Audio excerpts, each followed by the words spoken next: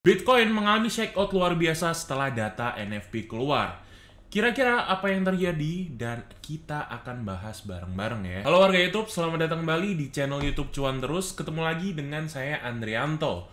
Video kali ini kita bakal membahas tentang price action yang ada di Bitcoin, serta kita bakal membahas tentang data NFP yang keluar tadi malam. Datanya cukup mencengangkan, di mana non-farm employment change itu hampir kali 2. Di forecast-nya 171, namun data aktualnya keluar di 336. Membuat harga Bitcoin langsung turun, namun menjelang close candle 8 jam, dia kembali naik. Nggak perlu basa-basi terlalu lama, kita masuk langsung aja ke layar. Oke teman-teman, kita udah masuk ke layar. Di sini saya membuka Forex Factory di bagian Economic Calendar, di mana kita bisa melihat data NFP yang sudah di projection dan sudah keluar ya teman-teman. Data NFP keluar sedikit mencengangkan ya, di mana harga non-farm employment change atau perubahan ketenaga kerjaan dalam 1 bulan ke belakang ternyata mengalami penguatan dari segi ketenaga kerjaan yang ada di US.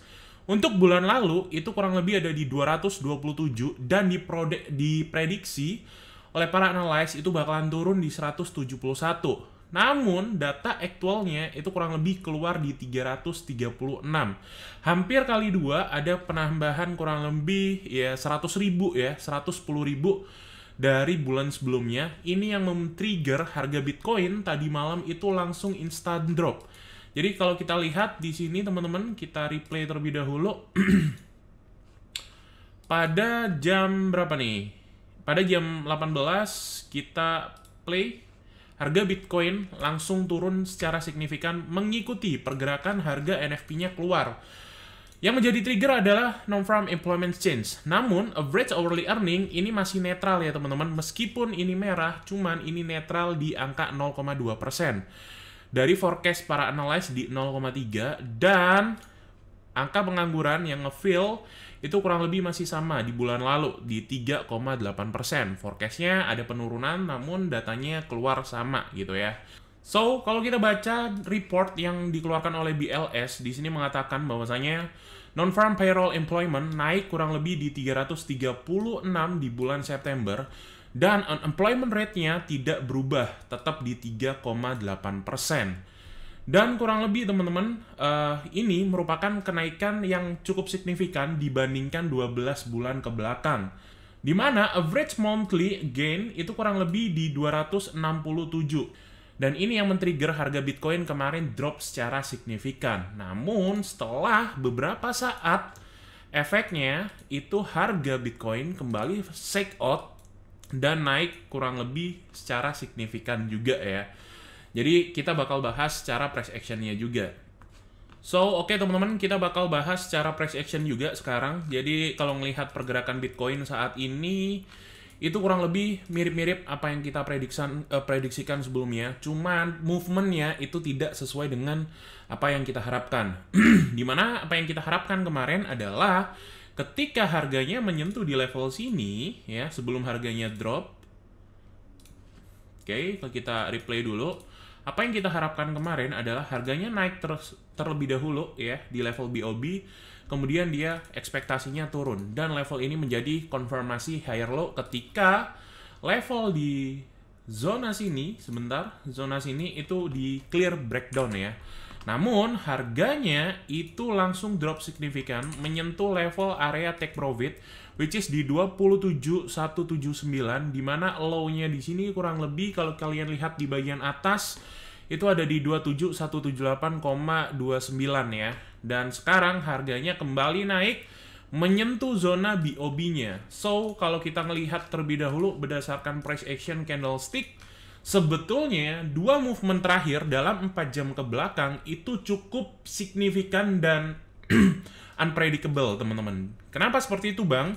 Karena di sini kalau kalian mengenal candlestick ini merupakan candlestick hammer ya. Dan di atasnya itu muncul doji, which is doji tersebut masih di dalam mother candle, which is ini adalah inside bar movement, dan kembali di close dengan shooting star candlestick. Nah, di sini sebetulnya menandakan bahwasannya market itu dalam ketidakpastian, tinggal nunggu mana yang menang. Nah, apa yang kita bisa tunggu sekarang teman-teman adalah melihat pergerakan harga Bitcoin itu breakdown antara dari zona di bawah sini ataupun zona di atasnya. Dan kalau kita melihat di daily time frame, pergerakannya ini masih di dalam satu candlestick yang cukup signifikan. Kalau kita plot di sini, teman-teman, ini merupakan satu kesatuan candlestick ya. Oke, kita plot terlebih dahulu, kita hapus. Di sini adalah mother candles-nya. Bisa di text nggak nih? Nah, bisa ya. Jadi di sini adalah mother candles. Dan apa yang terjadi nanti di 4 jam tinggal menunggu movementnya bagaimana. Dimana ini ada tail wick yang cukup signifikan, bearishnya harus di close juga. Oke, ini ada tail wick yang cukup signifikan, kita bisa tandain as a support dan as a resistance ya. Jadi kalau kita turunin juga di lower time frame, pergerakannya masih annoying. Dan ini sebetulnya teman-teman masih belum dikatakan clear breakout. Kenapa kok masih belum dikatakan clear breakout? Karena belum ditutup dengan body close candle.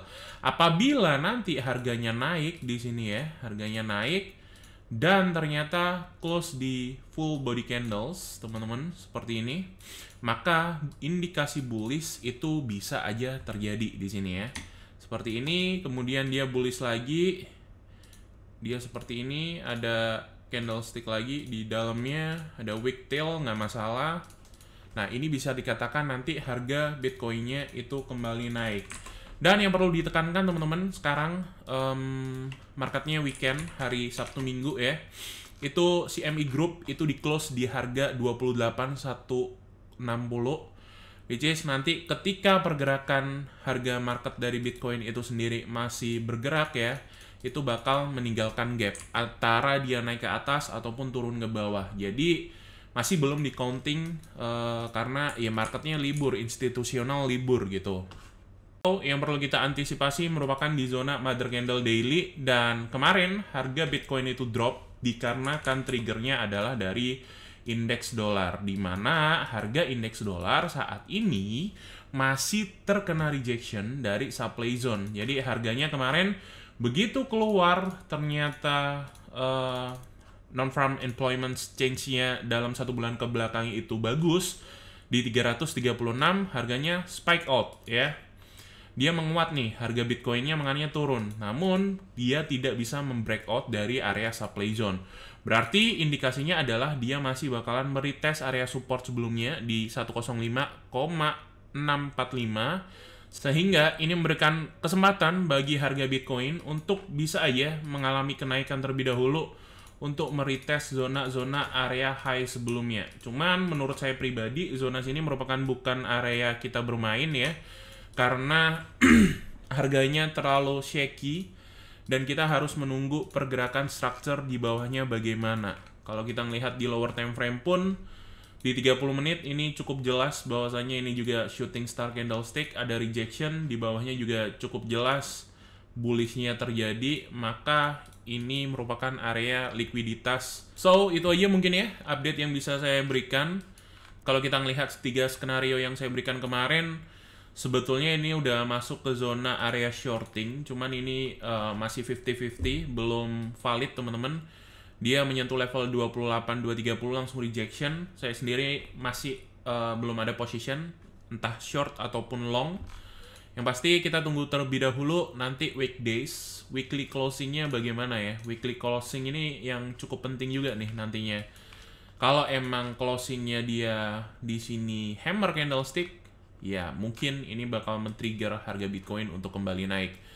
Cuman ketika closingnya dia merah, ya dia masih bakalan sideways ke bawah dan bisa aja fulfill di level wick tails candlestick yang ada di sini.